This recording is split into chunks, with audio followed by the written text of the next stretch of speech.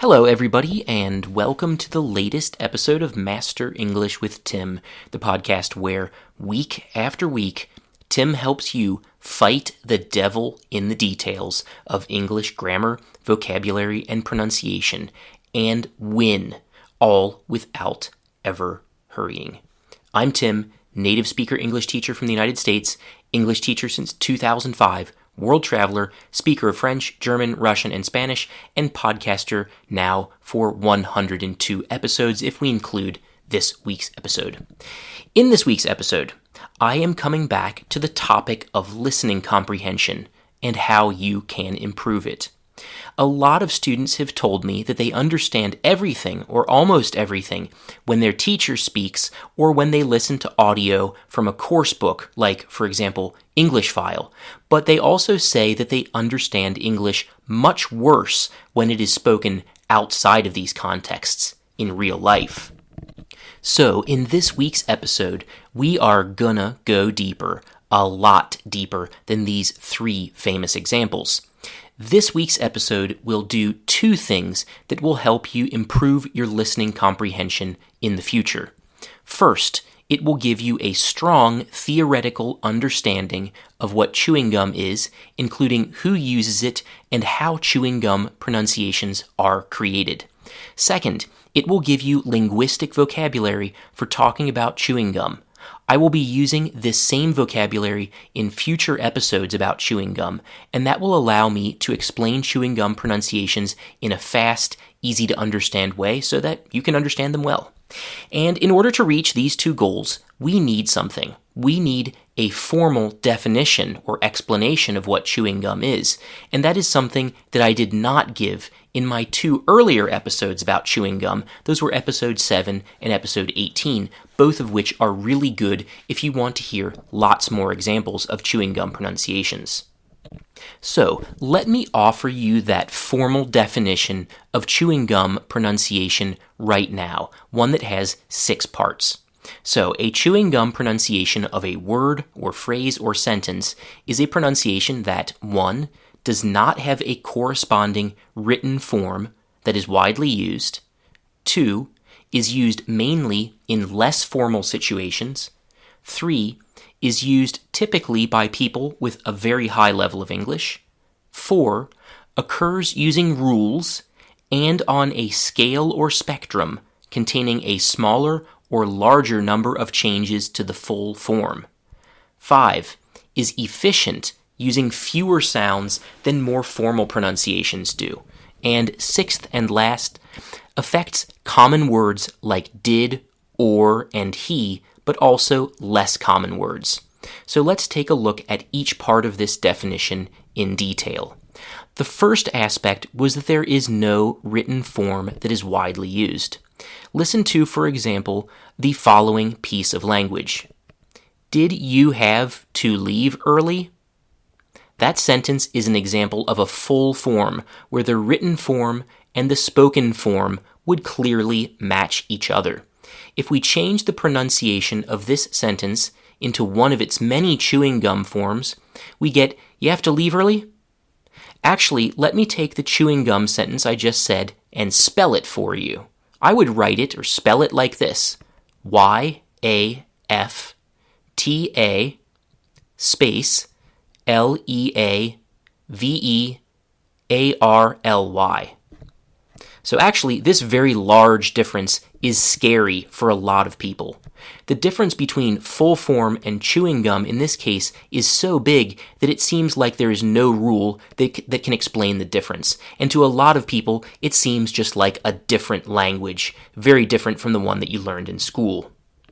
Okay, now we can talk about the second aspect of chewing gum, which is that we use chewing gum pronunciation mainly in informal situations when talking with friends and family. You can also hear some chewing gum pronunciation on television and in movies. There are contexts where it's best to use a bit less chewing gum. For example, I personally would use less chewing gum-like pronunciation in a serious job interview or business discussion. One important fact to remember about people from the US, and probably also Canada, is that there are not really huge differences in the level of formality in our spoken language. Even if, for example, a president or prime minister speaks to the whole country, you're still probably going to hear a fair amount of chewing gum in his or her speech. Now, the third thing to know about chewing gum is that it is most often used by native speakers or people who have a really high level in the language. However, even if your level of English is not super high, learning to at least understand chewing gum pronunciation can really help you if you want to understand native speakers. But really, ask yourself if native speakers are the people you're in fact going to hear speak English. It could be that you have a lot of contact with native speakers or want to have a lot of contact with them. Or it could be that you want to understand English TV and movies better. If that is the case, then investing some time in understanding chewing gum is a good idea. However, if none of those things is the case, then maybe you should focus on other aspects of English like vocabulary. Okay, so far we've talked about mostly who uses chewing gum and when. But now let's talk about the fourth aspect, which is how chewing gum pronunciations actually work. So how do we create chewing gum pronunciations? The answer is on a spectrum or scale and using rules. In other words, we make these pronunciations logical step by logical step. We don't have a day and night, white and black situation with the full book-like pronunciation on one hand and a radically shortened chewing gum pronunciation on the other with nothing in between them. Instead, we have the full book-like pronunciation, then a pronunciation that has parts that could be represented using contractions like can't instead of cannot. And then after contractions, we start to hear light chewing gum, where the pronunciation is not exactly represented by the written form, but the difference is also not massive. And then after that, you add another small change, and then another, and at some point, you are up to your neck in chewing gum.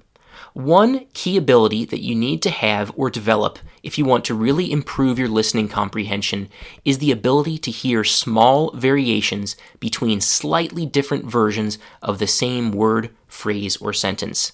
Those small variations are where the devil in the details really lives.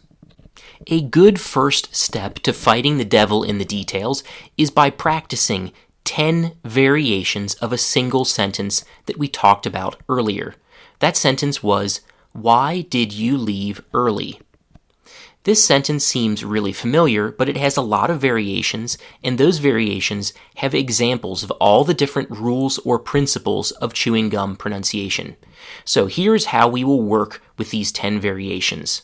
We will work with them in pairs. So first we will have sentence 1, which is the full form, and sentence 2, which has one difference from the full form. I will read sentence 1, and after that, there will be a pause, so you can listen to the sentence repeat inside your mind, inside your head. And then I will read sentence 2 with a pause also. And then after that, I will explain the difference between the two sentences, how we got from sentence 1 to sentence 2.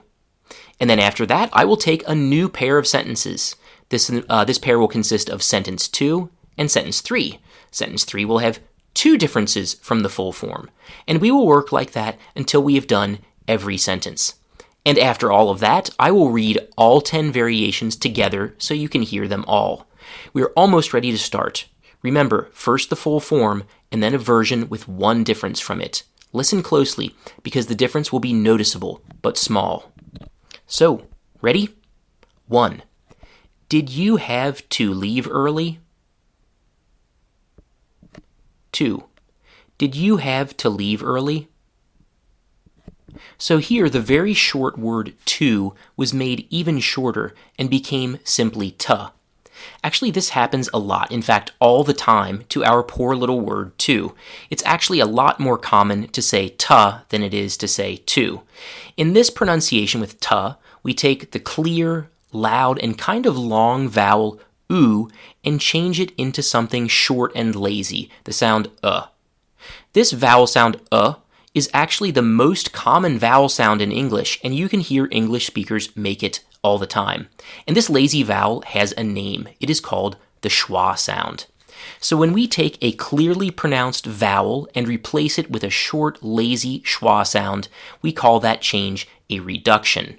Reductions can happen to any word, but the words that are affected most often are words that are used all the time, and function words. Function words are words like this, the, on, at, and about, words which don't really have clear meanings, but instead are used to connect the different parts of a sentence. So yeah, function words get reduced all the time. Let's move on to our next pair of sentences. I will start with sentence 2, the one with one difference from the full form, and then read sentence 3, which has two differences from the full form. So listen closely. 1. Did you have to leave early? 2. Did you have to leave early? In this sentence, the you became ya. So again, the vowel in this word changes from a clear oo to a lazy schwa. This is another example of a reduction of a common word, although this particular word is not technically a function word since it has a really clear meaning. And the reduction of you to ya happens a lot. Probably not as often as to becomes ta, but still very often. Alright, now it's time for the next pair of sentences. The first with 2 changes from the full form, and the second with 3 changes. Ready? 1. Did you have to leave early? 2. Did you have to leave early? In this case, the voiced v sound became an unvoiced f sound. This phenomenon, where a voiced sound is replaced with an unvoiced one, is called devoicing. Devoicing can happen not just when v turns into f. It also happens when b turns to p, g becomes k, d becomes t, and z becomes s. Alright, that's enough about devoicing. If you want to learn more about voiced and unvoiced sounds, you can listen to episode 64. Let's progress to our next phenomenon and the pair of sentences that illustrates it. The first sentence has 3 changes from the full form, and the second one has 4 changes. And actually, the sentence with 4 changes is the first one that actually sounds natural, like something that someone would say in real life outside of a classroom. Listen closely. 1. Did you have to leave early? 2. Did you have to leave early? In this case, the already short did ya became did ya. Maybe that seems crazy, but you already know this exact same sound change from a word that you have heard many times before. That word is education. Nobody says education. Nobody says education. They say education. So if you have a D and then the vowel oo after it, we replace those 2 sounds with just one sound, ja. So this phenomenon, where 2 sounds are replaced by a single one, is called assimilation, kind of like the word similar. Okay, let's move to the next pair. 4 changes from the full form and then 5. Ready? 1. Did you have to leave early? 2. Did you have to leave early? Here the h from the already reduced have to was eliminated completely. That poor little h sound actually gets thrown out pretty often. Another even more common example of h disappearing is the word he, which very often is pronounced as simply e.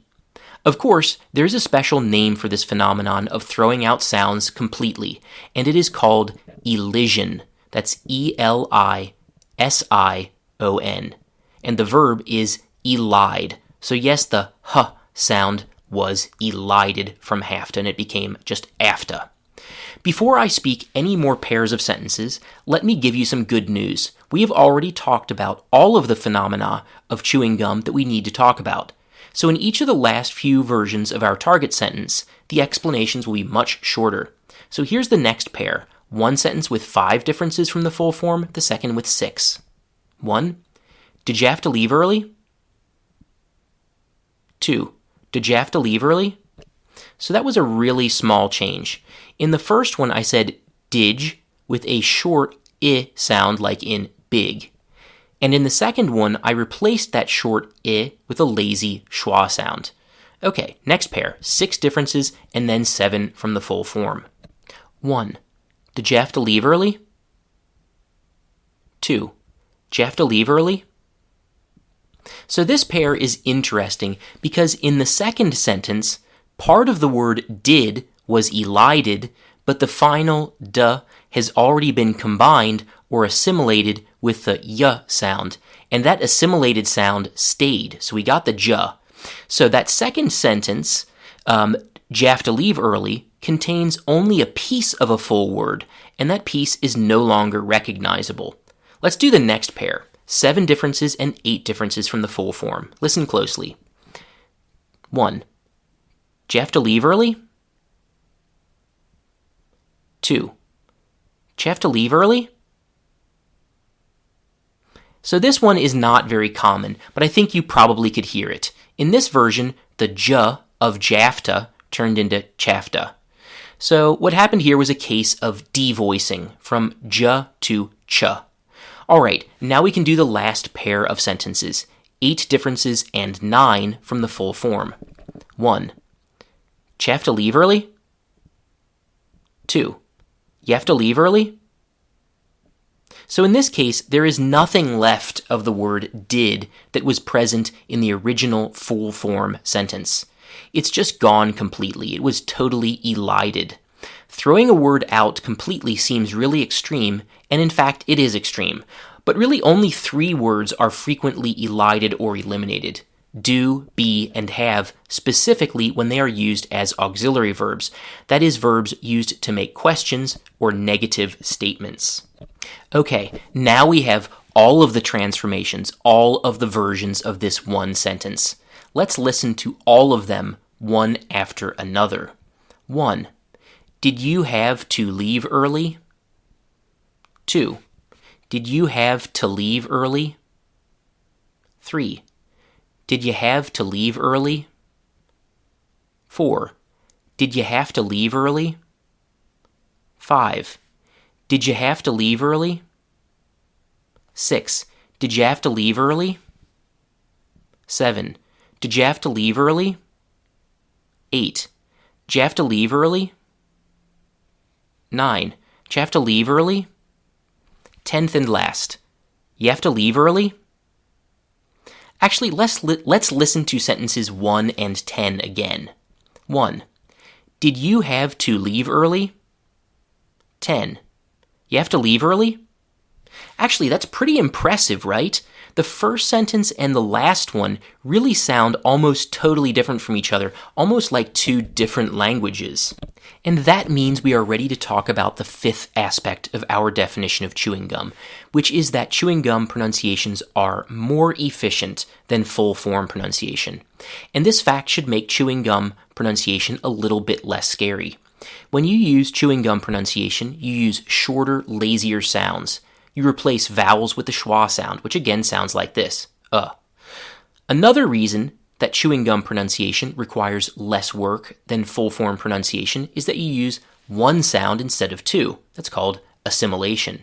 Sometimes you use unvoiced sounds instead of voiced ones. That's called devoicing. Sometimes a syllable disappears. That's called elision. And sometimes a whole word is elided. And when native speakers speak like this, they understand each other. They get the same result as they would if they spoke the full form. So just listen to the full form of the target sentence and then one of the more chewing gum-like versions of it and compare how long each sentence is. Did you have to leave early? You have to leave early? So the full form was 7 syllables, while the chewing gum version was only 5.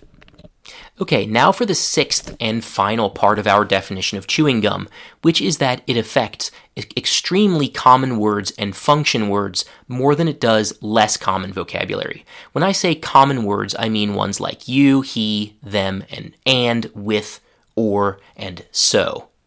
It is true that the 100 most used words of English are both more affected by chewing gum and more common than words outside of the top 100. These 2 facts mean that the top 100 or so most used words and common phrases formed from them deserve more focus, but you still do need to learn chewing gum pronunciations of other words and phrases too. If you learn just wanna, gonna, and have to, then you have not really learned chewing gum pronunciation. Now you might be thinking right now, oh my god, I just listened to around a dozen versions of a sentence of just a few words. It feels like I have to learn to understand the whole spoken language again starting from zero. Plus I have other stuff to learn like new vocabulary and grammar. So, if you have those kinds of worries, let me answer them for you. The answer is that chewing gum pronunciations are based on rules and not randomness or chaos. You already heard about some of the rules: reduction, assimilation, and elision, and these rules repeat in different words. So, you learn by rules and also by examples, and these two methods help each other. Now, chewing gum pronunciation is a new area of teaching, and not a lot of people are doing it just yet. But I really believe that if my listeners go through that same process with a lot of sentences, then they will start to be able to predict what words, phrases, and sentences will sound like with chewing gum pronunciation before they ever hear them. And now I will leave you with that thought. Thank you so much for listening, and I will see you all next week. Thank you.